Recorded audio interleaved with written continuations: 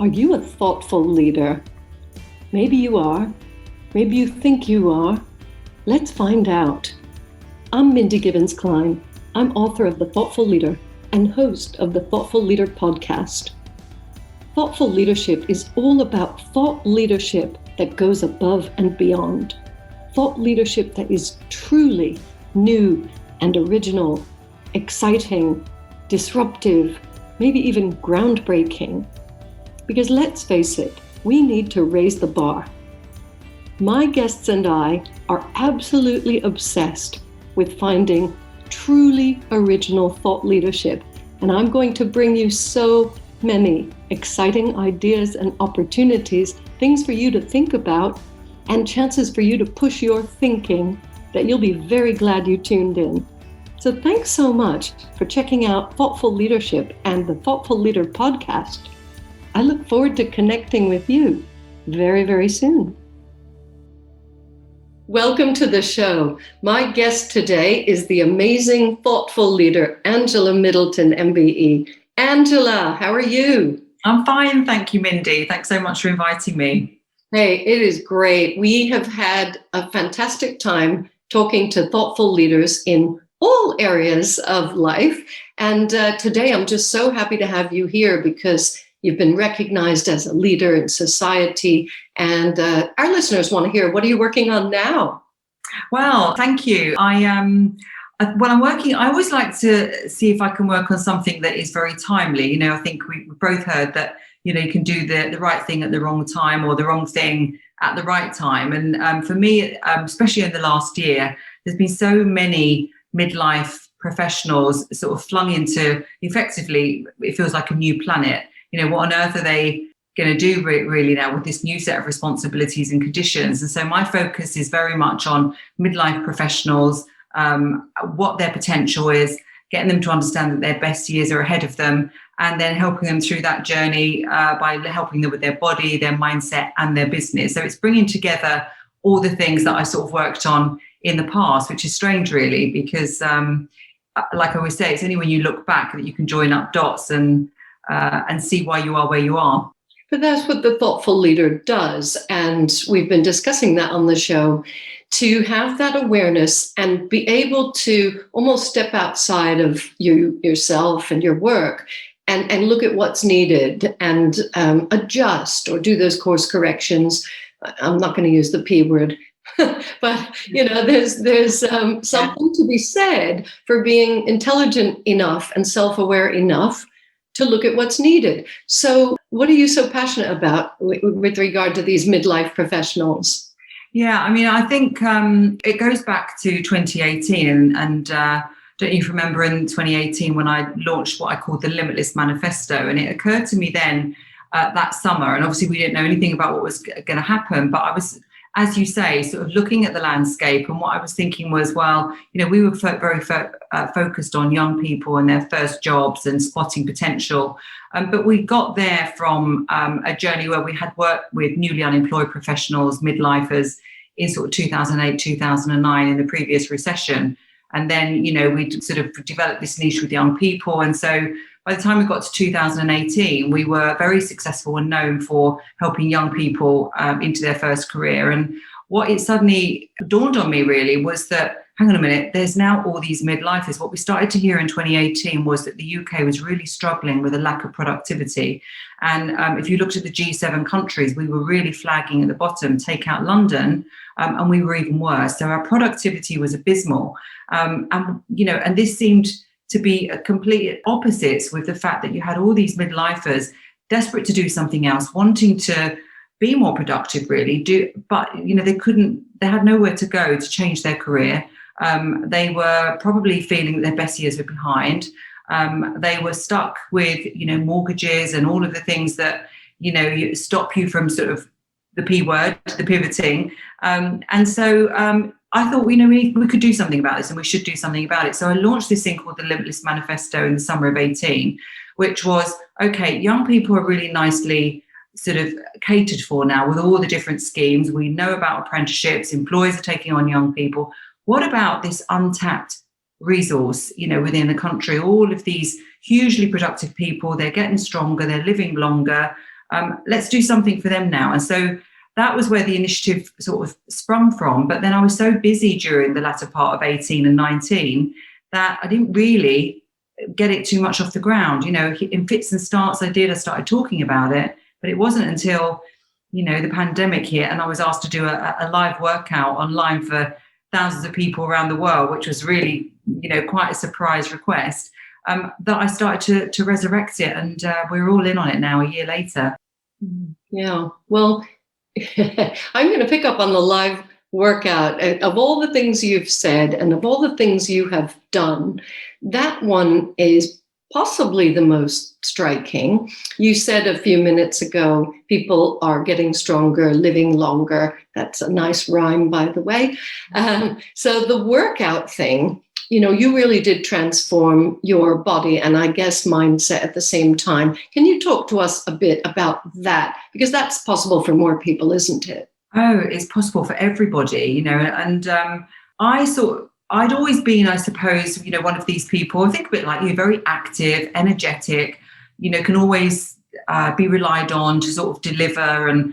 But there's no getting away from the fact that into your 50s, if you're doing that and you're running a family and you're running business and, it gets tiring and you need a certain amount of energy to do it. And the other part of it was, from this aesthetics point of view, I just didn't look like I wanted to look anymore.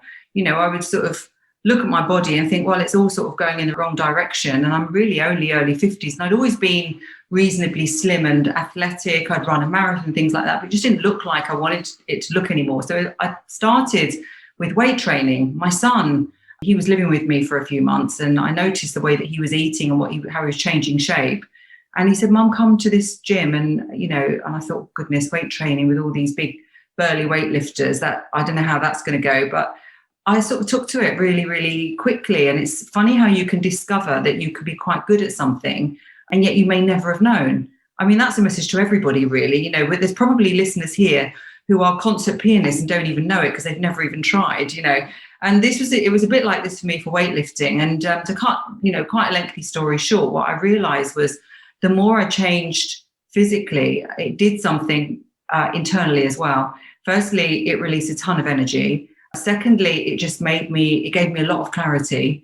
And I suppose really now looking back, logically, that was what was going to happen. You can see muscles growing on the outside.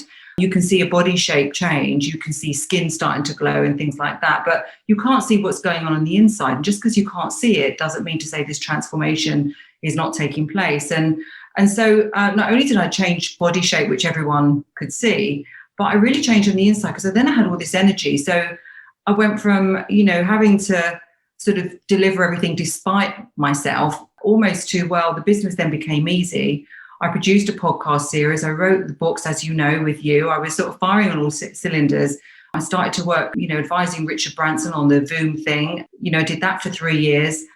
Worked with politicians on productivity. I just had so much sort of get up and go. And I became really evangelical about the fact that, wow, if I can do this at 55 and I'm 58 now and I'm stronger and fitter than I was even then, anyone can do it. And that's why I launched the program, because so many people were coming to me and saying, what is it that you're doing? Can we do some of that? But it wasn't just about, I think the key of it wasn't just about changing my body. It was what it can lead to, the confidence and the clarity and the energy to then go and change career, build new businesses, step on stage if that's what you want to do, anything like that. And so that's why I created the program. Well, you certainly are an inspiration. And I know a lot of people would love to do that. And then perhaps their little voice is going to say something that sounds like an excuse. Have you heard any excuses from people and why they can't do what you do? So much, yeah. I mean, we spend a lot of time talking to people before they actually join the program to reassure them that how they feel is natural, because we've all got this fight or flight instinct, and we've got another one called freeze or fall as well. And so that's just our brain sort of looking after us really and trying to protect us. And you're very familiar with this, that inner voice that says don't do that because you're going to look silly, or you may fail, or it's going to alienate people, or you'll have to eat special food, or you'll have to spend all your time in the gym. Your brain is very, very clever at stopping you doing things, not from a nasty way, but it tries to, if you think it's like an overprotective friend who thinks, let's just sit on the sofa and watch Netflix because we'll be safe there, because it can't say you won't be eaten by lions and tigers now, but it can hold you back from things like that. And it will say things even like, don't go on that Zoom call, don't make that sales call, don't start that business. There's a lot of negative dialogue, but it all comes from a good place. And once you understand that, then you can say, okay, so that's just the protective part of my brain. Let me just put that to one side. Now, what basically we know success leaves clues. We can see a 55-year-old woman here. She's got many other people now that work for her have done the same thing. Let me just see. I think when we sort of introduce it like that and we break it down step by step, there's no sort of hidden secret. And I've managed to bring a whole load of strategies together, which mean that people get skills for life. They don't have to really eat anything special, but they have to be aware of what they're eating. They don't have to kill themselves in the gym, but they do have to move their body. They have to sort of sleep, for a certain number of hours. They have to consume a lot of water. It's all the things that we know about, but that's it. Yeah, it's bringing it all together.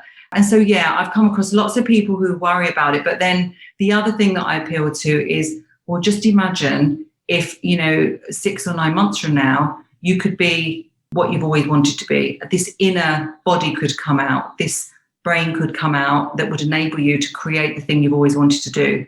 And that's the wonderful thing about the program. When they come on, not only do they shift their belief and their body changes, which is the first sign, obviously, but then they start businesses, they get promotions, they start writing books. I mean, it's amazing, but it's not unbelievable because I've seen it myself and I've seen it with a number of people now.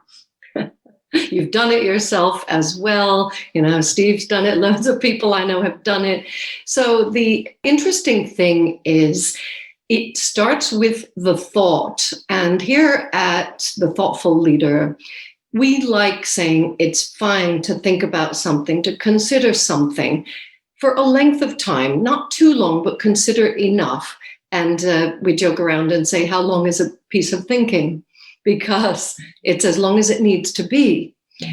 If somebody is thinking, and yes, the brain as an overprotective friend, that's a really great image. That can step in. And for some people, they're so conditioned in fear and worry, anxiety, scarcity, lack, fear of the unknown, poor self-esteem, where they don't even think they can do it. So many things could even stop them from starting. So that is the thing that people need to consider. Can they just push through that? Because you've done it, and many exceptional people have done exceptional things, and many normal people have done exceptional things as well. So I really, really like what you're saying about that. And I think what I hear you saying, Angela, is once you start and you've got the momentum, and then you realize, your body shape is changing, your energy levels are changing. Obviously, that'll change your mood, all the wonderful endorphins. So that, I think, creates a momentum of its own. Would I be right? Yeah. I mean, so many people say, I'm sort of waiting. I'm waiting until I sort of feel confident enough to do it. I just need to feel ready. I need to just get my motivation. And as we know, you can't wait for these things. You've got to take that leap. I mean, when I did my bungee jump, I don't think there was ever going to be a time where I felt like it. There really wasn't. You just sometimes have to do it. That little tiny book called Feel the Fear and Do It Anyway. I'm sure you've seen that. It was just such a great title. And that's what I think we have to do in life if we want to, live an exciting life full of variety and excitement, because otherwise the brain does want variety. We want surprises, don't we? And we feel that we want certainty, as Tony Robbins teaches us, but not always. So we want to, but you're not going to get any variety unless you just take some different steps. And so that's what I always try to do, is to introduce people very, very slowly to this concept. The other thing is that we are bombarded by the media with a number of things that put us off. The first is that, success is for other special people. Strength and weight training and, having a six-pack is for young people, not people, in their 50s and older, and maybe even only for men, not women. And, so there's all of it. And then you've got the lure of shiny, special magic tricks, the fasting, the juicing, the special drinks, the powders, the have a shake for breakfast, all of these things. So people get sort of lured into thinking that there must be a secret. It can't be that straightforward, and therefore they're not going to be able to do it. So it's just trying to shut out all of that noise and just taking a leap of faith. I hope with someone like me, who's a normal person from a normal background, who's, I've done it from age, I was 54 when I started. So it's possible for everybody, but you do have to take that leap of faith. And as we know that there is a virtual cycle, then, you take a step, you get a little bit of a result that makes you believe more, that compels you to take the next step, and on you go. Yeah, that's what I've found as well. Well, you do seem like you have it all together. So the question that I like to ask my guests, and my listeners really want to hear the real Angela talk about a real issue, challenge, or mistake that you have made in the past few years. If you're willing to share it to thousands of people listening, go for it. Absolutely. I mean, business is not easy. People look at you from a business perspective and they say, oh, wow, you've built this big business. And it almost feels in the end that you're not allowed to make a mistake. And what can happen is that you start a business and it then becomes something that you didn't expect. You wake up one day and you think that this business is much bigger than you expected. You haven't maybe got the personal touch that you really wanted. And certainly that happened to me with Middleton Murray. It sort of started as a recruitment business. We went through a lot of phases. It was a recruitment business, first of all. We were very fast-paced headhunting. And then all of a sudden, 2009 came. I always remember that I came back from holiday and it was literally like the tap had been turned off. And that was in 2009. And I just couldn't believe what had happened. And it was obviously the start of the financial crisis. And we went from the phones ringing constantly.